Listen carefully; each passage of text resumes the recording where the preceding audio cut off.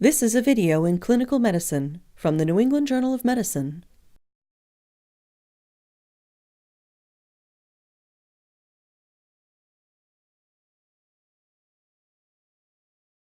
Good morning, Ms. Newman. The knee is one of the most complex joints in the body. Knee complaints are the second most common musculoskeletal symptom evaluated by the primary care physician.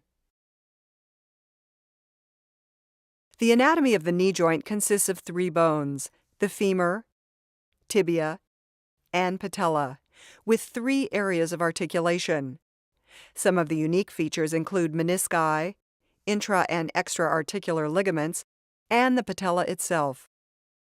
The menisci are fibrocartilaginous structures located between the tibiofemoral articulations. They increase stability and distribute contact forces on the articular cartilage. The important soft tissue structures of the knee include the four major ligaments: the anterior cruciate, posterior cruciate, medial and lateral collateral ligaments, the joint capsule, the medial and lateral menisci, the quadriceps tendon, and the patellar tendon. All of the bones and soft tissues of the knee are subject to injury. Common adult knee complaints in an office-based setting can include fractures, the most common being the tibial plateau and patellar fractures. But much more common are soft tissue injuries and overuse injuries. Common types of injuries are often caused by reproducible mechanisms of physical trauma or forces. Valgus strain causes damage to the medial collateral ligament. Abrupt non-contact deceleration or twisting and pivoting involving a valgus stress can tear the anterior cruciate ligament. The classic triad of injuries of medial collateral ligament, anterior cruciate ligament, and medial meniscal tears occurs with various combinations of the following forces and movements: valgus stress, pivoting, and/or hyperextension. The posterior translation of the tibia in relation to the femur can injure the posterior cruciate ligament, as might occur in a motor vehicle accident when the dashboard pushes the tibia posteriorly. Overuse injuries are often manifested as pain in the structure subject to repetitive stress. Examples include patellar tendinitis or jumper's knee from repetitive jumping, patellofemoral syndrome from repetitive flexion, and prepatellar bursitis or housemaid's knee from repetitive kneeling. Obtaining a complete history is the first step in determining the cause of knee pain. Key elements include location and characterization of pain, mechanism of injury, sound of a pop at the time of injury, possibly indicating a ligamentous tear or fracture, immediate or delayed swelling, recent infections, ability to bear weight, locking sensation or instability such as subluxation, and any prior injuries to the joint. To assess non-traumatic subacute or chronic causes of knee pain, in addition to questions about location and characterization of pain, you should ask questions about fever, morning stiffness, pain after exercise, tick bites, infections including STDs such as gonorrhea, history of gout or psoriasis, and activities of chronic overuse. All right, maybe you could step down and walk for me so I could see how you're walking. Gait. Examine the patient's gait and weight-bearing abilities. This can help distinguish knee pathology from pain referred from the hip, lower back, or foot. Okay, now I'd like you to squat down, just like this. If clinically appropriate, then the patient can be asked to perform a duck walk. A duck walk requires an intact ligamentous system and a knee free of significant meniscal pathology, effusions, and bony abnormalities such as arthritis. Any pain while you're doing that? Yeah, And where does it hurt? right in here. Right in there. Thus, if a patient can duck walk, ligamentous instability, significant effusions, and meniscal tears are less likely. Next, observe the alignment of the knees. With the feet together, have the patient stand. Observe for a varus, bow-legged, or valgus, knock-kneed deformity. Such deformities can predispose the patient to osteoarthritis or indicate the presence of significant osteoarthritis. If there is a suspicion of quadriceps atrophy, consider measuring each thigh to confirm the observation. Before performing the examination of the knee, you should always examine the back, ipsilateral hip, and ankle. Any pain in your knee when I move your hip? No. Next, examine the skin of the knee for any abnormalities including hematoma, rash including psoriasis, abrasions or lacerations, and cellulitis.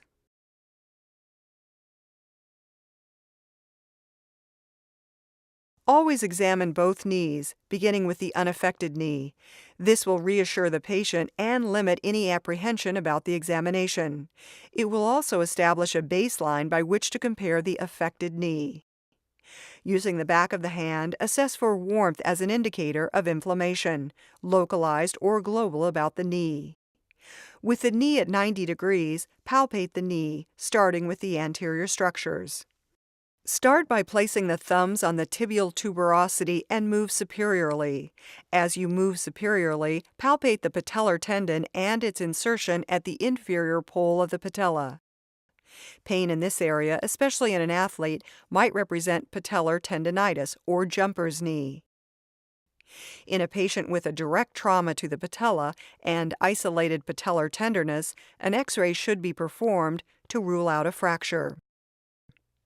Alternatively, in a patient with focal tenderness, erythema, warmth, and swelling anterior to the patella, with a history of recurrent kneeling or of direct trauma, one would consider acute prepatellar bursitis or housemaid's knee, which may or may not be septic and may require aspiration or drainage. Is this where it hurts in here? Pain, swelling, and a palpable defect at the insertion of the quadriceps tendon into the superior aspect of the patella is suggestive of a quadriceps tendon rupture.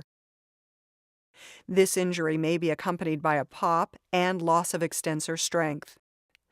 Next, return to the inferior pole of the patella and move medially to examine the medial joint line. Pain along the medial joint line might represent medial compartment osteoarthritis, medial collateral ligament injury, or a medial meniscal tear.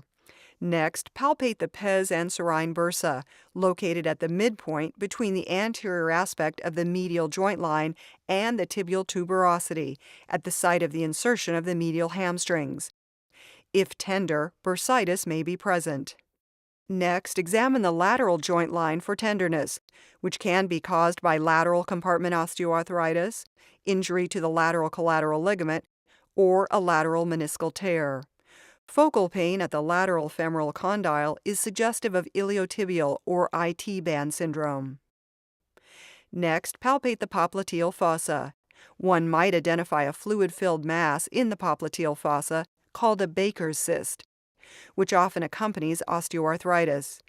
However, any mass should be evaluated with ultrasound, MRI, or biopsy. A large intra-articular effusion may be visually detectable by the absence of the normal indentations on peripatellar grooves on either side of the patella. Two maneuvers can help confirm the presence of an intra-articular effusion. With the knee extended, use the non-dominant hand to squeeze the intra-articular fluid from the suprapatellar region into the space between the patella and femur. With the dominant hand, exert pressure superiorly from the tibia while using your index finger to push the patella against the patellar femoral groove. When an effusion is present, you can ballot the patella. A second method to assess for an effusion can also be performed with the knee in extension. Gently milk the fluid into the suprapatellar pouch by moving your hand proximally along the medial aspect of the patella. Next, milk or compress the fluid from the suprapatellar pouch to the medial knee by moving your hand from the superior lateral region to the inferior lateral region. If there is an effusion present, when compressing the lateral regions, a bulge will appear medial to the patella in the areas that are naturally concave. Comparison with the unaffected knee is essential. If an effusion is present, arthrocentesis may be necessary for diagnostic and therapeutic reasons. Both active and passive range of motion of the knee should be tested. The normal range of extension is 0 to -10 degrees, and the normal range of flexion is 130 to 150 degrees. The location and movement of the patella should be noted, watching for any signs of abnormal tracking, crepitus, or pain. Retropatellar pain and crepitus, while compressing the patella against the trochlea during active extension, can indicate patellofemoral syndrome or patellofemoral arthritis. Injury to the medial collateral ligament, MCL, or lateral collateral ligament, LCL, typically involves direct trauma to the contralateral side of the knee. To assess the medial collateral ligament, apply valgus stress to the knee. With the knee flexed at 25 degrees, place one hand on the outer aspect of the knee, applying medial pressure, and the other hand on the inner aspect of the distal tibia, applying lateral pressure. Testing for tenderness or laxity along the MCL. Does this bother you? Yes, a little bit. Similarly, the lateral collateral ligament can be tested by applying lateral pressure to the inner knee and medial pressure to the outer ankle or lower leg, causing varus stress to the knee. Instability with these maneuvers indicates a tear to the ligament or sprain.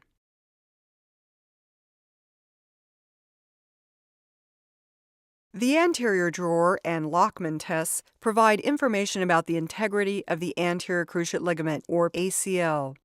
For the anterior drawer test, the patient should be supine with the knee flexed to 90 degrees and foot flat on the table. Stabilize the foot by sitting on the end of the foot. Place the thumbs on the tibial plateau and the fingers around the calf, relaxing the hamstrings. Pull forward to test the ACL. An intact ACL should abruptly stop the anterior motion of the tibia with a solid endpoint. The affected and unaffected legs should have similar degrees of anterior translation. The Lockman test is a more sensitive and specific test for assessment of the ACL. In this maneuver, the patient is supine and asked to relax the hamstrings. Use one hand to stabilize the femur while placing the knee at 30 degrees of flexion. The other hand grasps the proximal tibia and briskly pulls the tibia forward. If there is more than 6 to 8 millimeters of laxity, more laxity than the unaffected knee, or a soft endpoint, the ACL may be torn.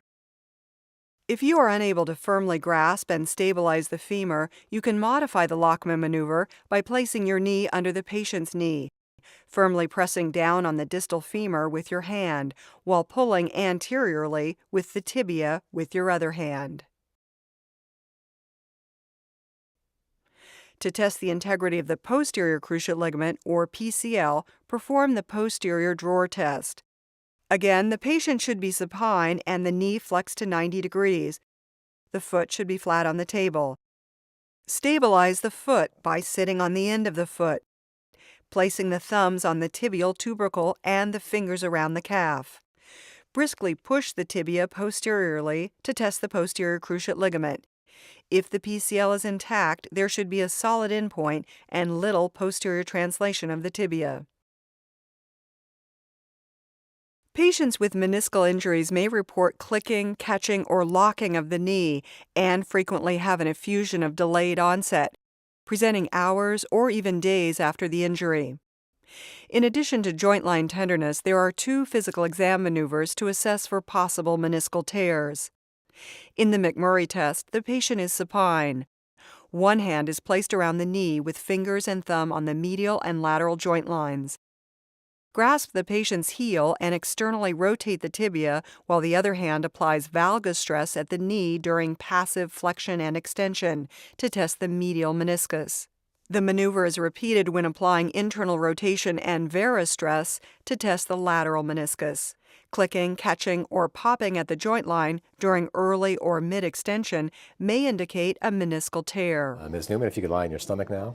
In the aptly compression or grind test, the patient lies prone and the knee is flexed to 90 degrees.